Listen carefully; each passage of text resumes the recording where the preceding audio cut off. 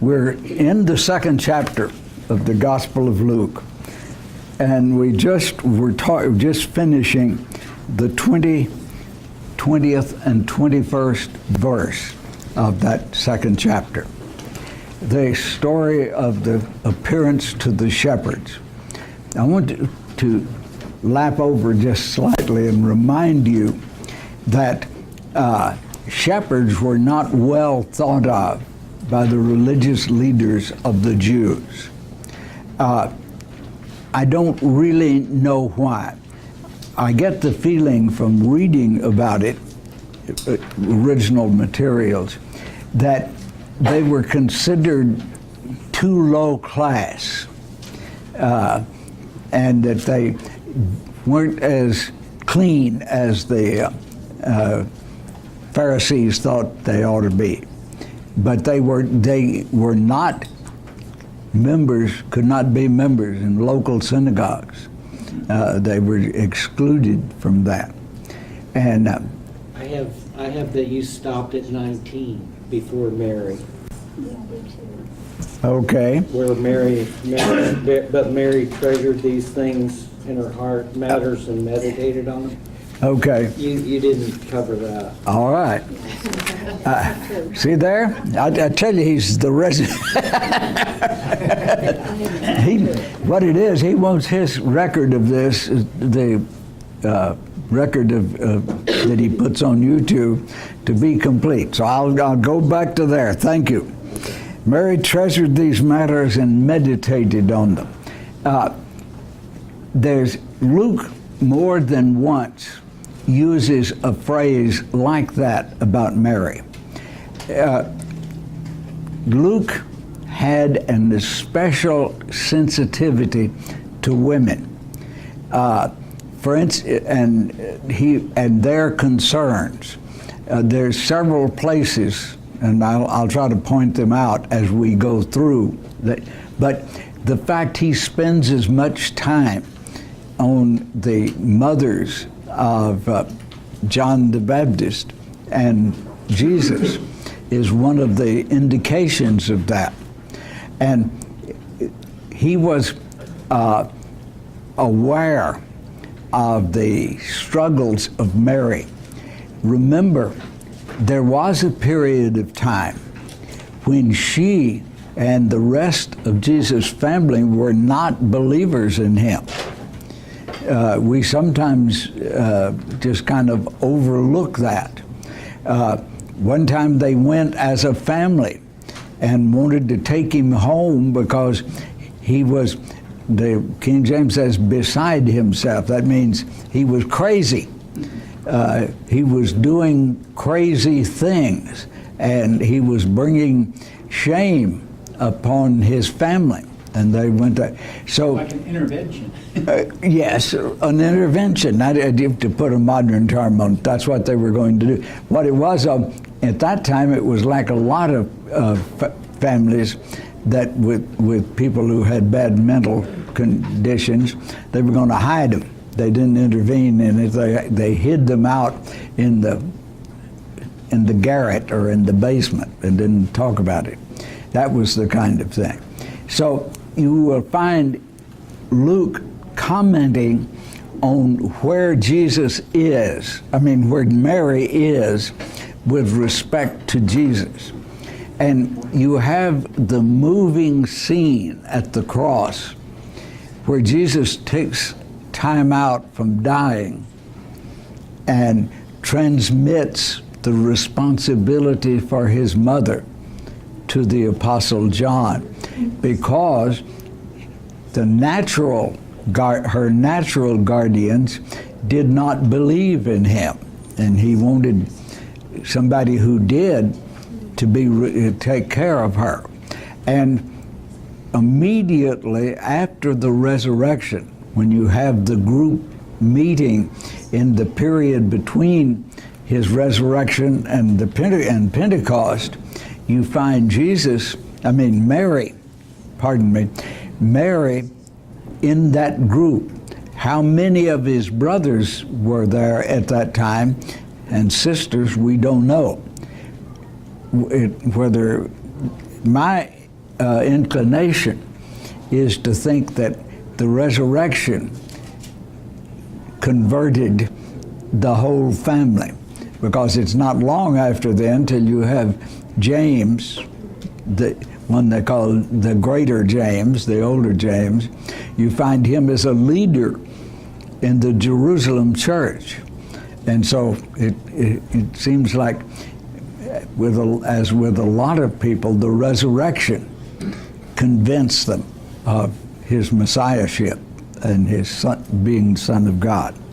Okay, then we come to the 20th verse. The shepherds left praising and glorifying God for all they had seen. Now, the word, the usual translation is they blessed God. But that is a concept that is so totally alien to our culture that it does not have any meaning. I know that because I've told. Actually, the word bless or blessed in Jewish thinking, it was God who did the blessing. I translated the Beatitudes in Matthew. God will bless the poor in spirit. God will bless those that hunger and thirst, and so on. Because that's what it meant to them. And the concept of God bless God is gobbledygook to modern readers. It is to you, isn't it? And the best idea that I could come up with, in theologically speaking, is it means praise God. It is exalting God to be God. And so that's the way I translate it. They praised God for all they had seen and heard. Now, that means the appearance of the angel, the appearance of the host of angels, the words that they had heard. It means when they got to the stable, they saw the things just exactly like the angel had said. All of these things, they deduced the proper deduction about them. That is, God has visited his people.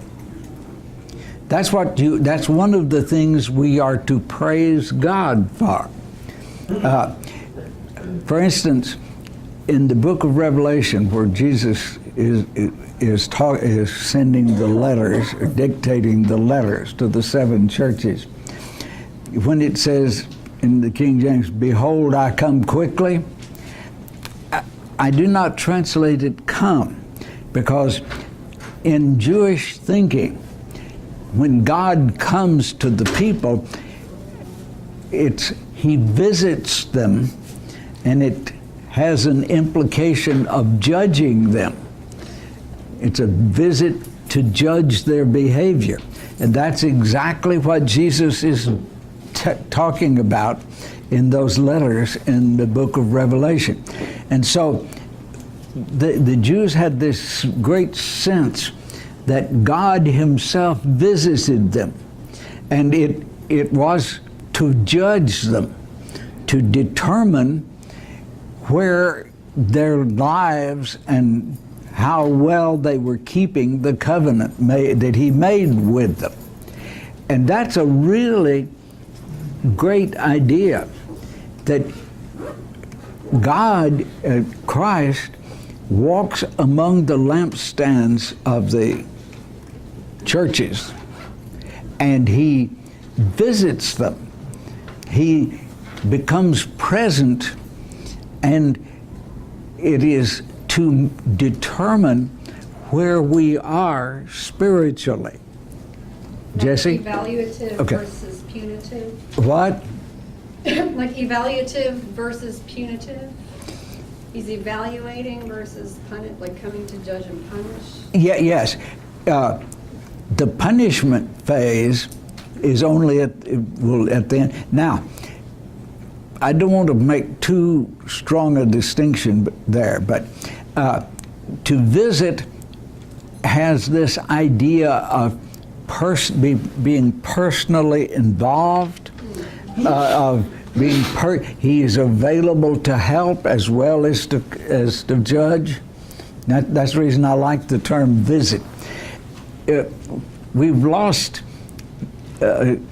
modern American culture has lost a lot from the time when we used to pay a visit. We visited people. And all of those connotations are in that idea of visit. So God was visiting his people. Now, you would have to be a Jew of the first century to know how much they were longing for God to visit them. Now, modern Jews, they've been longer. See, God hasn't spoken to them since the last prophet died. And there is that spiritual hunger among Jews. It's a kind of sadness, a triste. My friend Rabbi Stahl, who died recently, he and I talked about that one time. That this idea that God and the Holocaust is very difficult for many Jews because they have no sense that God was present in any way during that. And so these humble shepherds who were kind of at the periphery of the society, they were the first group of Jews, quiet Jews, that got to see that God was visiting his people again. Imagine how they felt. God hadn't spoken for 400 years. He hadn't visited his people. They were lonely, spiritually lonely, and they felt alienated and out of. Have you ever felt lonely and alienated? Every time I use that phrase, I remember one night in my life when I was at Rice, and I realized that my 4 years at Rice were not where God wanted me to be. And I still wanted to do well there. And I went to study, have an all-night study session with a group of young men going to have an exam next day in physical chemistry, which is a very difficult mathematical course. And I realized I wasn't getting anything out of it.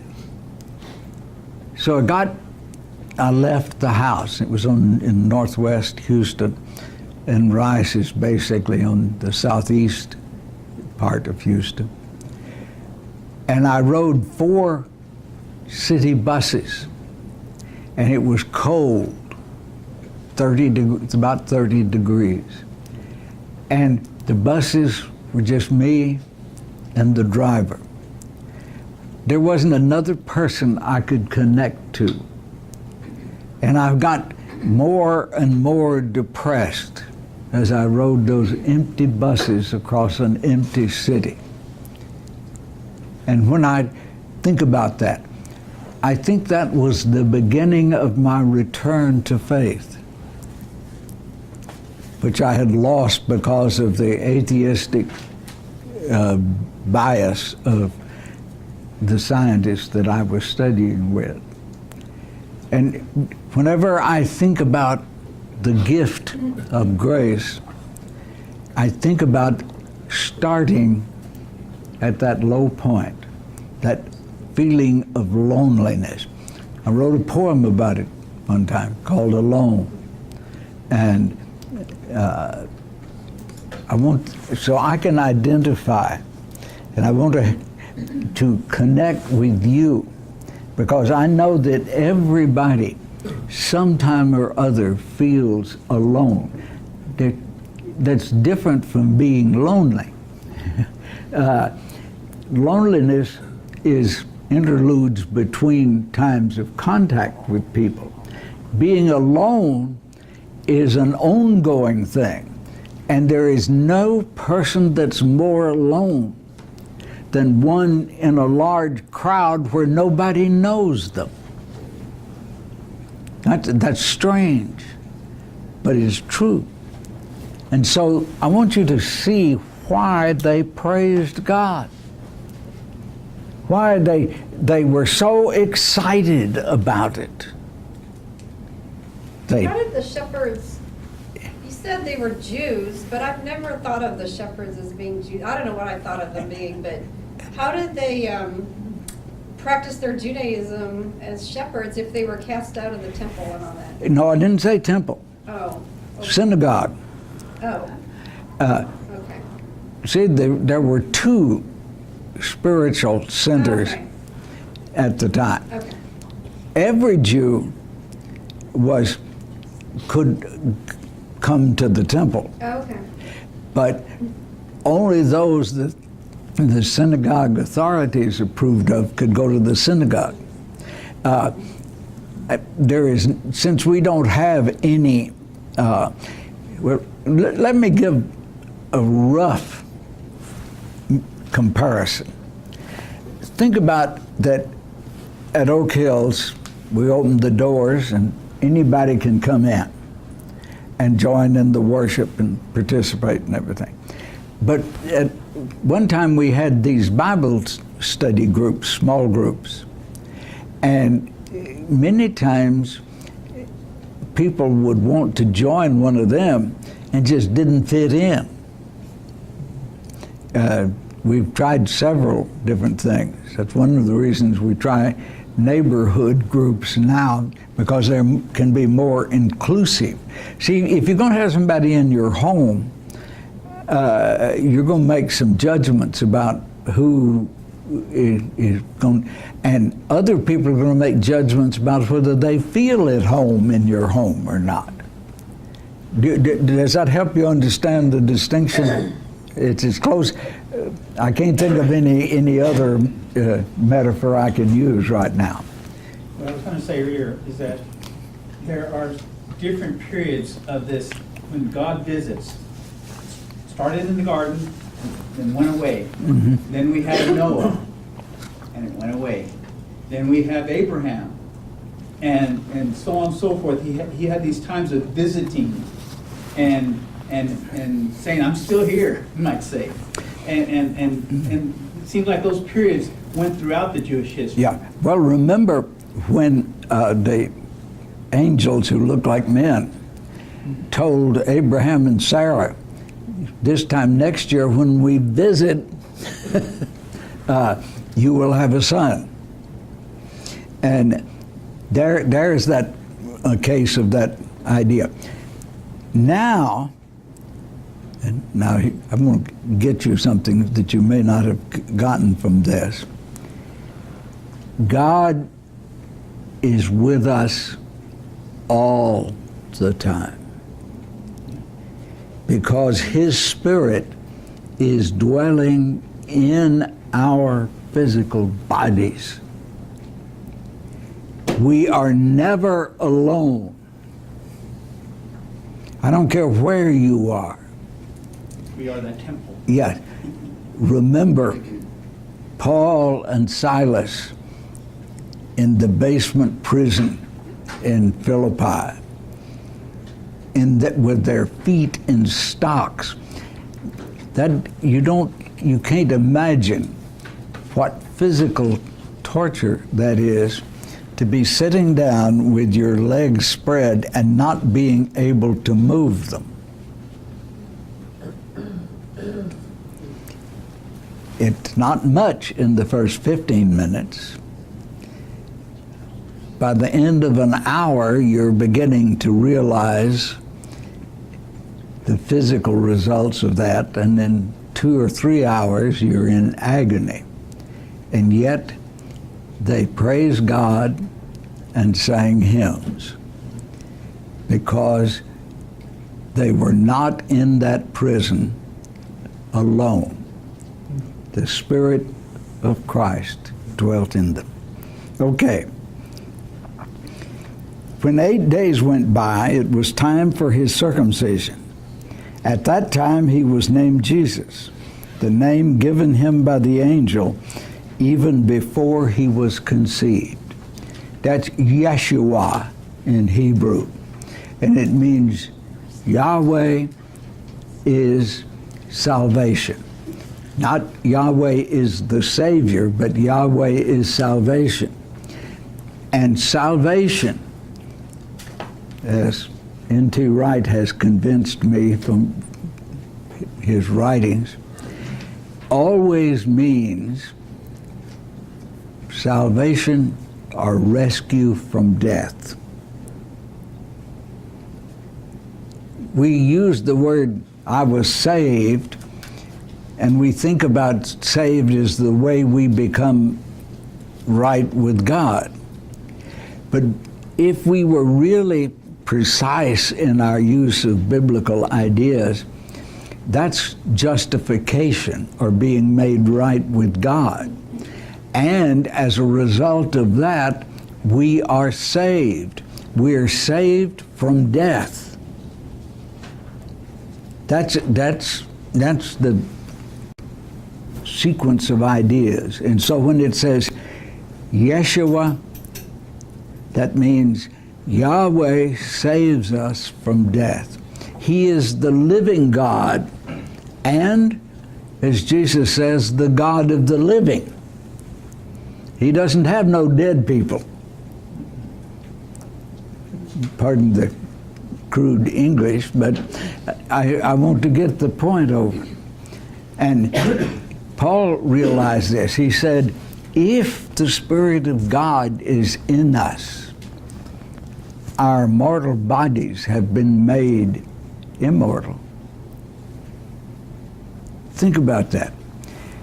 If you're my age, you'll know that your body is mortal.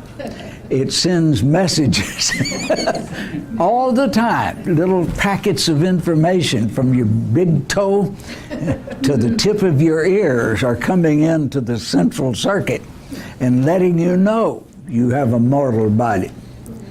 And there are times when I love to meditate on the fact, I dreamed not long ago about being, I went to sleep thinking about the idea of a new heaven and a new earth. We were I was studying the book of Revelation, for that is where it ends, with the promise that that will come. And I dreamed about being in a new heaven and a new earth. And it was odd. It looked a lot like this one, except the buildings were all geometric. Do you know the building that looks like it's made out of cubes stacked together over on the east end of 410, on East 410? They were, all the buildings were like that, only they glowed either like gold or polished brass.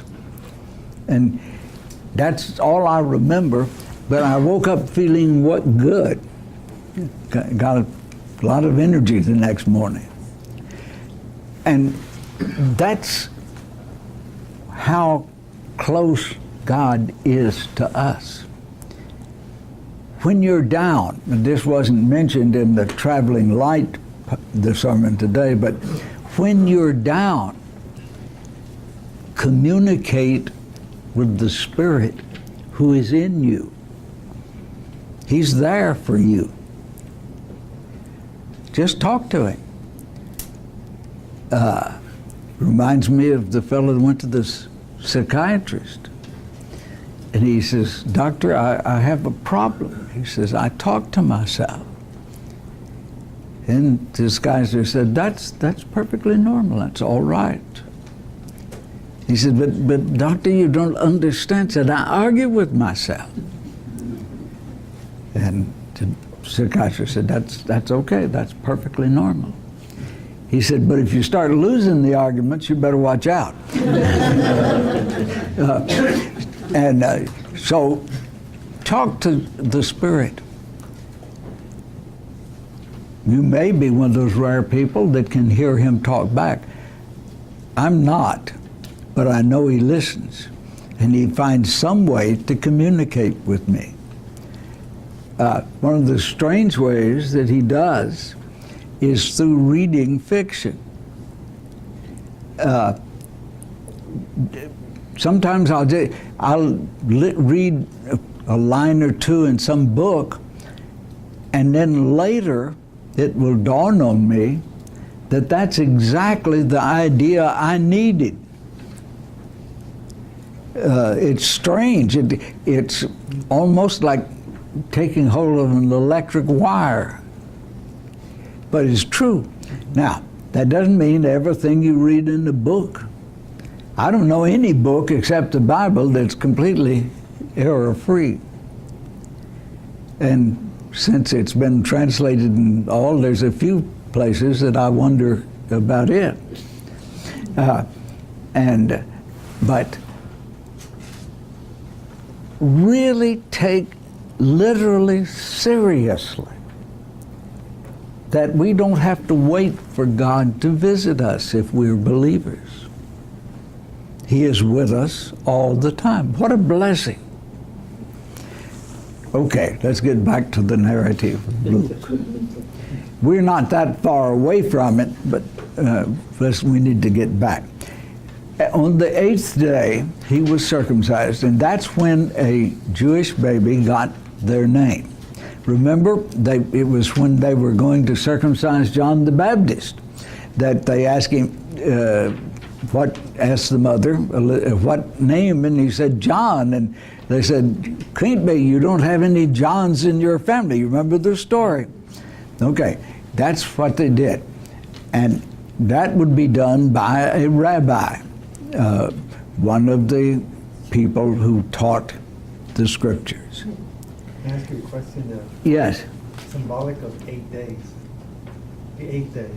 Yes. Why the 6th, not the 6th day or 10th day, or why the 8th day? Yes, and it probably has something to do with the 7 days of creation. Where do you think I got the name of my book, The 8th Day?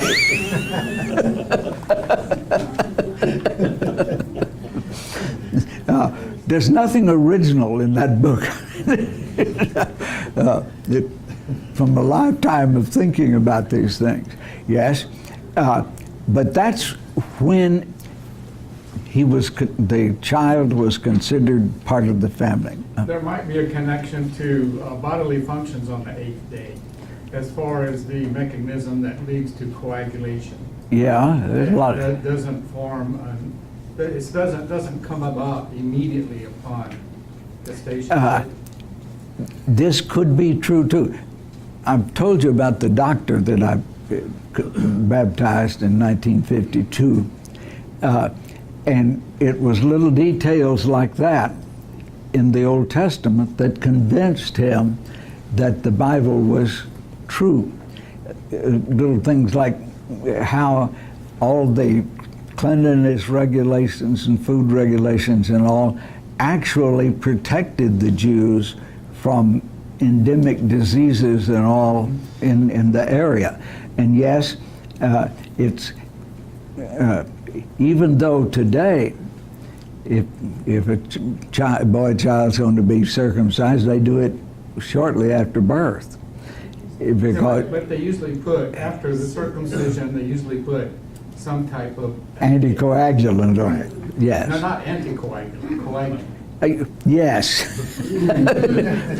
Pardon the slip of the tongue.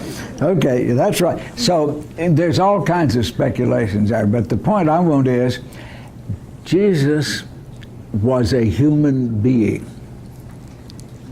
a Jewish human being. And so as he progressed through life, he participated in the society of his human peers. And here he is.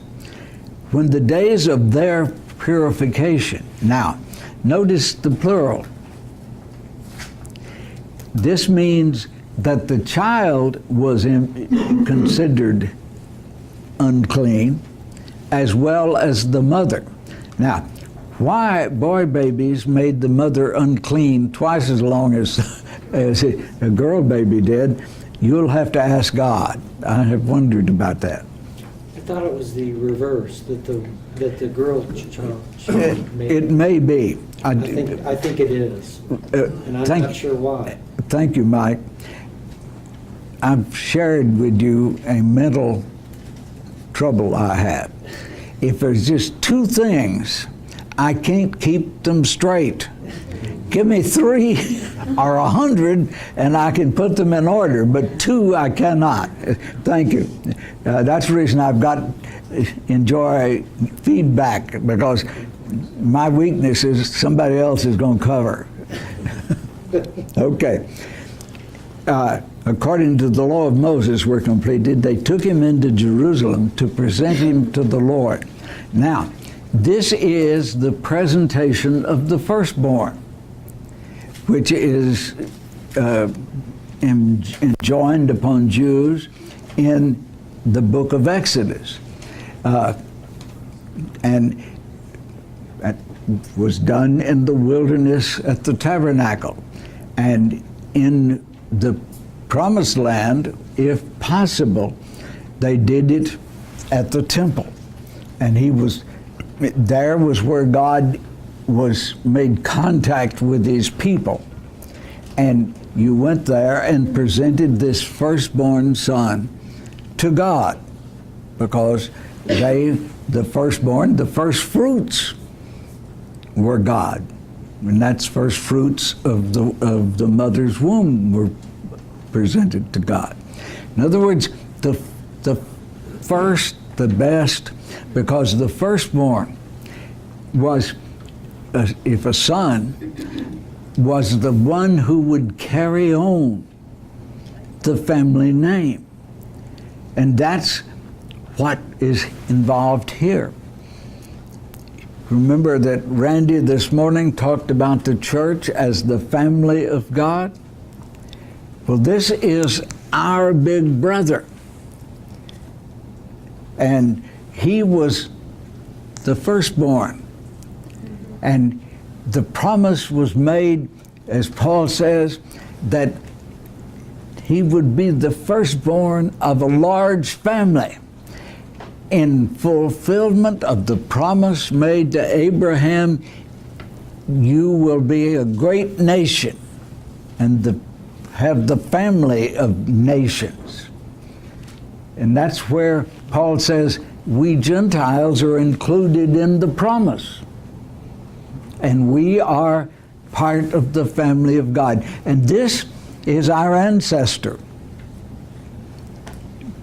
complying with the requirements of the covenant to prepare him to die for us.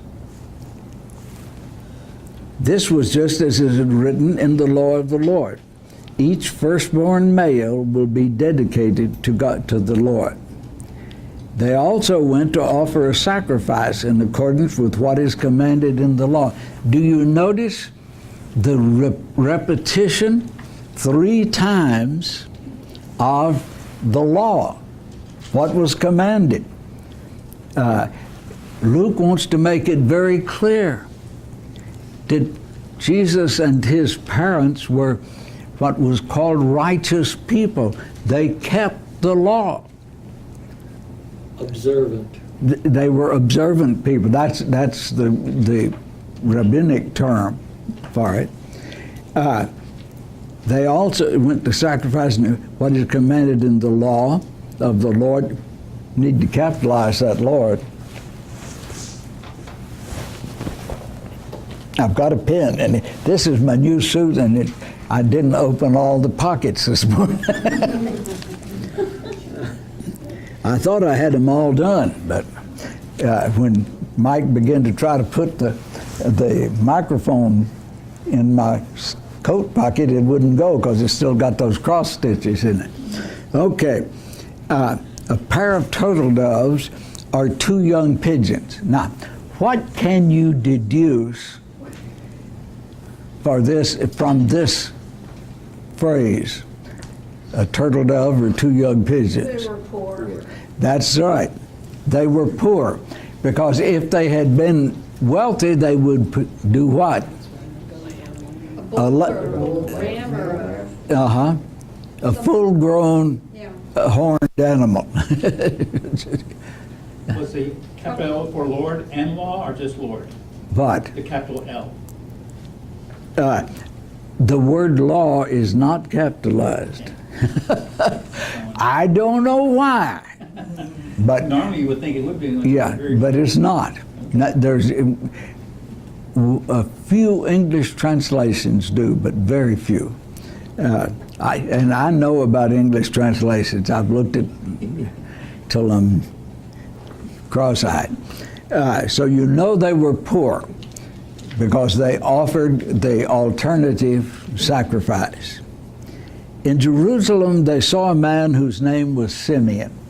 Now, one of my greatest experiences in this church was that I played Simeon in one of our Christmas Eve services. And I dressed as an old man. Now I'm older than Simeon, I think, but I wasn't. And said these words. Now, I want you to understand about Simeon and Anna. There was a group of people at the time of Jesus who were, for whatever reason, some of them were inspired by God, like Simeon and Anna were. Some others were just self-appointed. They were people who believed that the Messiah was going to come in their lifetime. Now, there are still Jews, many of them old, who believe that. Most of them are among the Hasidim, the ones that wear the curlicues down there and the flat black hats. They weight that. Now, think about the fact of how old this man and woman were. They were in their 80s, and probably Anna was older than that. She may have been a widow for 84 years. So that would make her in her 90s. The language is not clear. You can translate it, she was a widow for 84 years, or she was a widow and 84 years old. In Greek, you can't tell. But what does that tell you about their character? I'll see if you can do a little deduction. And we'll wait for you to get the answer. What's the question again? What does the fact of their age, their extreme old age, tell you about their character? Now, remember, they were expecting the Messiah to come in their life. Come on. Perseverance. What? Perseverance. Shut up. I wanted somebody else to get that, Jesse. Yes, they were still expecting it after living for better than 80 years. The Spirit of God had told them, in this case, they were told by the Spirit of God that the Messiah would come in their lifetime. And they persevered until they were in their 80s or early 90s. That's a long time, folks. They must have had a real, I was thinking before you said anything, I was gonna say about a strong devotion, Yes, you know, profound devotion for that period of time, yes. you know, and that is. I like your phrase, Jesse, as well or better than yours. You know that shut up was done in You enjoyed that. yeah. Well, I did. But yes, see, that's the point I want you to get. If Butch and I were talking about the promises of God's healing before class, and we have to believe in that healing. And it will either come in this lifetime or in the new heaven and the new earth, but it will come. If God has a purpose for our lives, it will come in this lifetime. See, God doesn't do miracles to please us. He does miracles to further His work. Keep that in mind. I can see at least one person here that I think God has worked miracles in. And you know who I'm talking about, Bart. And I don't know what God has in mind for you, but either you've done it or you will do it. I'm sure of that. I believe that God has given me extra days of life to translate the New Testament. I can't tell you how that feels, but I believe it strongly. And I will finish it, and it will be the best work I can do. You know why it will be the best work I can do? Because I long more than anything else to hear my Lord say, "Well done, good and faithful servant." I long to hear those equivalent words from my own Father, and I long even stronger to hear them from my Lord. It's all the reward that I can, it's more than I ought to expect. And that's what keeps me going. There's sometimes when I sit down at the kitchen table, or it's in the dining room, but it's also part of the kitchen area, to spread my books out, and I have worn out my Greek Testament. I've worn out 2 New Testaments that were translated in the 1920s, to where I have to handle them with care. I've worn out an NIV New Testament and gotten another one, worn it plumb out till it fell apart. And it gets old. And sometimes I had rather do anything than take that satchel out and get all those books out, spread them out, and start to work. But I keep on, persevere, commitment.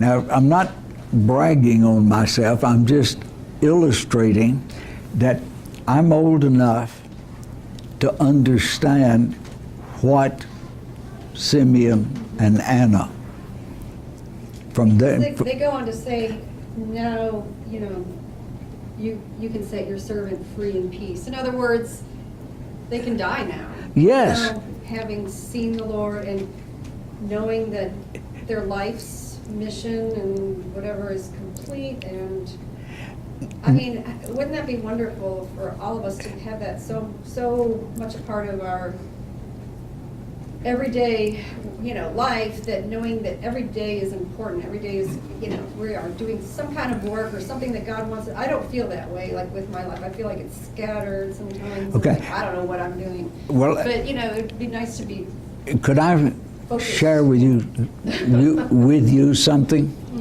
At your age, I didn't know either. I did not know really what God put me on earth for until 10 or 12 years ago. Really? Wow. I knew He wanted me to preach. I mean, we all know in a general way, Yeah. Yeah. So one of the things that I would say to you, and I don't mind teaching just one person, but the rest of you can listen,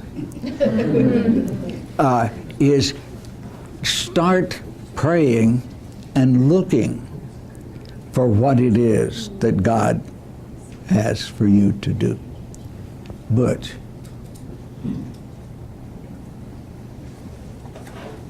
It would have been Fredericksburg Road when you were preaching years ago. I made some notes. And this line struck right. To use against me.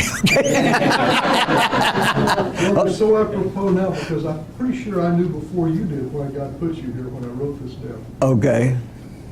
It's called 5 Keys to Making It, was the topic of the sermon. Number 1, live for something that is beyond time and circumstance. Number 2, live for something that guarantees constant improvement. We've talked about improvement today. Number 3, live for something that enhances important relationships. Number 4, be willing to die for what you have chosen to live for. And then you have a quote from 2 Corinthians 5. And number 5, live for something that death cannot defeat. Butch, I don't even remember saying that. But you're not the first person that has told me what I said. I had an inkling then that God wanted me to be a teacher, because even my preaching was teaching, always. But it took, like I say, until 10 or 12 years ago that I was sure. See, God, I don't know how He deals with you, but with me, if I'm on the right path, it's like turning on an electric stovetop. It gets hotter and brighter through time. And I get surer and surer, more sure with time, until it's as hot as it's going to get. And I am so thankful that I've lived long enough that surety is as strong as it is. I'm glad I didn't die young when I was confused. Now, God used me. There's an example. Butch wrote that down. It sounds right. I know the teaching is good, but I wouldn't have remembered it at all if you hadn't written it down. I think I've shared this with you a little over a year ago. My son, who was 64, will be 64 on the 27th day of February. Is that your oldest? The oldest, yes. Better be, because we was only, as I tell people, we were only married 283 days before he was born. But anyway, he and I, it took us a long time to grow up together.